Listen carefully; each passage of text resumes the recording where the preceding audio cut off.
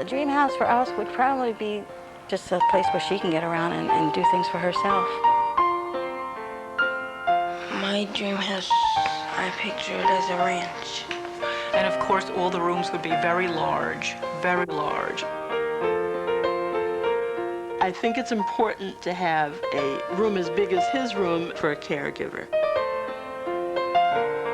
A comfortable living space that's accessible for Leah and the family, something that will last for her lifetime, a good environment.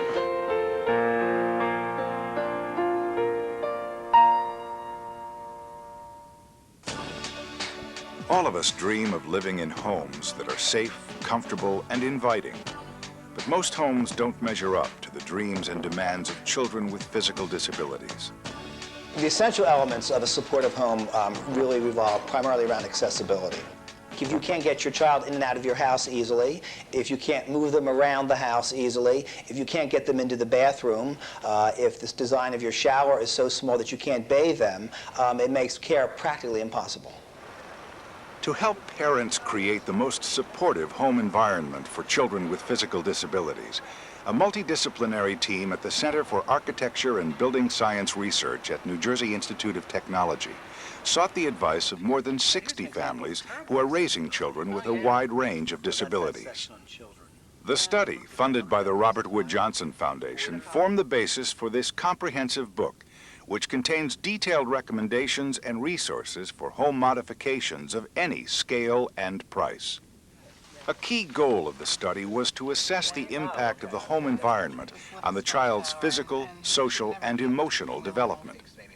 What we found in our study was that the home has a tremendous impact. It affects the child's level of independence, their ability to move around the house, their ability to interact with their siblings, with their parents.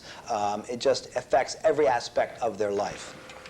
In this videotape, 6 families discuss the modifications they made to accommodate their children's changing needs.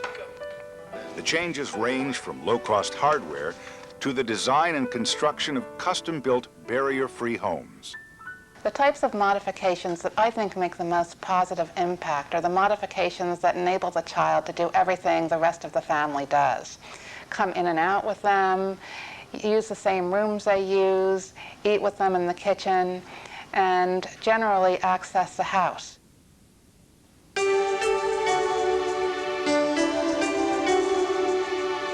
We adopted John when he was 7 months old.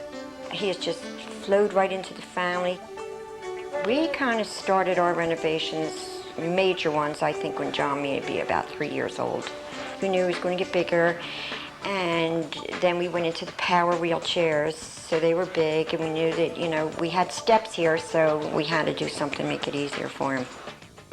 Sabina and Jim Walsh have always encouraged their son John to be as independent as possible. He goes to work at the surf baseball field. He makes a lot of his own decisions, likes to pick his own clothes out, he has his own credit card. The renovations that the Walshes have made over the years to their 2-story home not only support John's determination to do things for himself, but also make it easier to handle the demands of caring for an 18-year-old with cerebral palsy. It made it easier that John could get around, that I don't have to go get him and, you know, try to help him through the door and stuff like that. To improve access, the Walshes built a covered ramp to the kitchen door and then installed French doors so that John could get in and out of the house more easily. Inside, they built a bedroom for John on the 1st floor and installed tracking for a lift so that he could be transferred to the whirlpool tub. Indoor-outdoor carpeting goes up the walls to protect them from getting nicked or scuffed by the power wheelchair. The Walshes also removed a wall to enlarge the kitchen.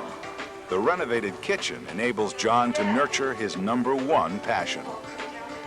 I really love to cook. He knows every single thing you can think about cooking. When he was little, he was always in the kitchen with me. I used to let him help me cook. Even though John has major limitations with his hands and everything, with the jelly bean that he has, he would be able to independently turn the mixer off and on when he wanted to. You just have to put the ingredients in. While his sister and her children provide assistance as needed, it is John who calls the shots in the kitchen. All right, John, how long do they have to go in for? Since they enjoy spending time outdoors, the Walshes put a lot of thought into making the exterior areas accessible and appealing for John. He goes right down the ramp and right into the yard. And there's a big golfing net right out there. And his father rigged up a big soda bottle and put a tee on it. And he gets the golf club and puts it in John's hand, and they whack balls all afternoon. John told me the other day he's the Tiger Woods of wheelchair golfers.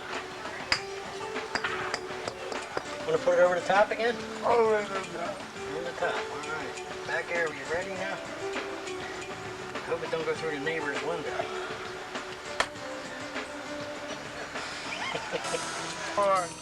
The Walshes also installed a lift to make it easier for John to get into the pool, which is the center of the action whenever family and friends drop by. This house is so busy all the time. I mean, it's never quiet. He loves it. It keeps him busy. It really does. He really keeps the family together. Feels good, John. Having a special needs child, and it's very rewarding. Very rewarding. I'm not going to say it's not hard. It is. But at the end, it's rewarding.